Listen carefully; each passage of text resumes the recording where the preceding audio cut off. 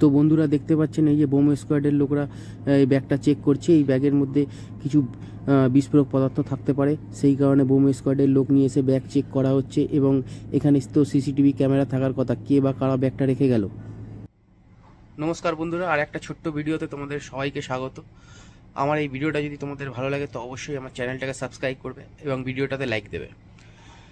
তো কথা হচ্ছে, আজকে আরজি করে নাকি একটা বোম পরিত্যাগ ব্যাগ পাওয়া গেছে। সেই ব্যাগ নিয়ে খুবই হুলুস তুলুস পড়ে গেছিলো। সেই ব্যাগে নাকি বোম রাখা আছে। বোম স্কোয়াডের টিম এসছে, পুলিশ এসছে, সিআইএসএফ জওয়ানরাও আছে। তো এই ব্যাগটা কী করে রেখে চলে গেল এবং খুবই বিপজ্জনক ঘটনা ঘটতে পারতো। আরজি করে যে ডাক্তারের ধর্ণা মঞ্চ আছে, সেই ধর্ণা মঞ্চ থেকে এই ভিডিওটা একটুখানি দেখুন, আপনারা দেখলেই বুঝতে পারবেন। আর একটা ঘটনা, যে সুপ্রিম কোর্ট বা আমাদের রাজ্য সরকার বলছে নাকি আরজি করে ট্রিটমেন্ট হচ্ছে না, তো অনেক রোগী মারা যাচ্ছে। কিন্তু আমি এক্ষুনি একটা ভিডিও দেখলাম, সেই ভিডিওতে দেখছি যে পেশেন্ট নিজেই বলছে যে না, খুব ভালো ট্রিটমেন্ট হচ্ছে। এরকম ট্রিটমেন্ট হয়তো নার্সিংহোমে হয়, যেটা এখন হসপিটালে হচ্ছে।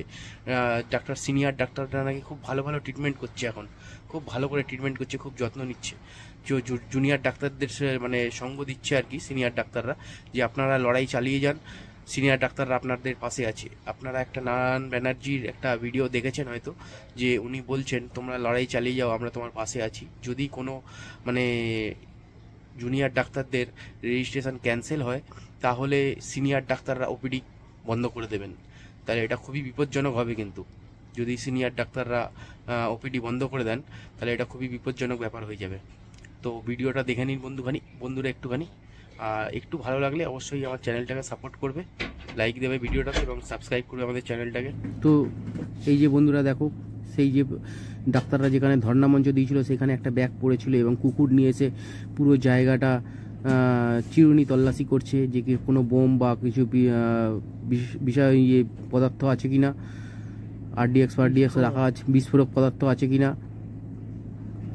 এই দেখো বোম স্কোয়াডের টিমও চলে এসছে এখানে আরজি কর হসপিটালে, যেখানে ডাক্তারবাবুরা ধর্ণা মঞ্চে বসেছিলেন। সেইখানে দেখো বোম স্কোয়াডের টিম চেক করছে ব্যাগটা, যে ওখানে কোনো বিস্ফোরক পদার্থ আছে কিনা বা কিছু রাখা আছে কিনা, বোম ফোম রাখা আছে কিনা। দেখতে পাচ্ছ তোমরা, খুব সাবধানেই চেক করছে।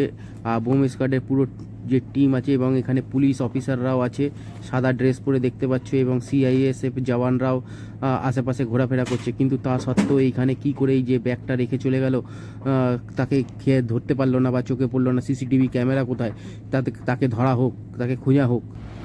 আপনার নাম কি? দেবাশিস সাহা। আপনি কবে ভর্তি হয়েছে? আমি 3 তারিখে। কি সমস্যা নিয়ে ভর্তি হয়েছিলেন? অ্যাক্সিডেন্ট হয়েছিল, তাই জন্য পা ভেঙে গেছিল, তাই জন্য ভর্তি হয়েছিল। ভর্তি হওয়ার পরে আপনি এখানে পরিষেবা পেয়েছেন? হ্যাঁ, আমাকে ডাক্তাররা এবং সিস্টাররা যথেষ্ট সহযোগিতা করেছে এবং আমার যথেষ্ট খেয়াল রাখা হয়েছে। আমি যথেষ্ট স্যাটিসফাইড। অপারেশন